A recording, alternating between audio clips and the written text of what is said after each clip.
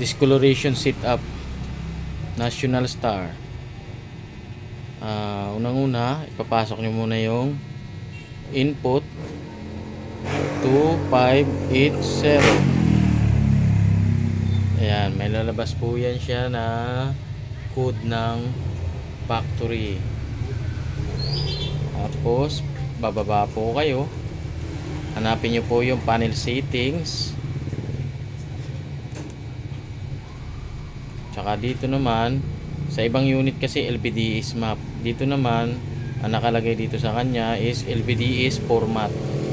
Yan, yan po yan siya, LVDS format visa. Tapos ngayon papalitan lang po natin yan siya ng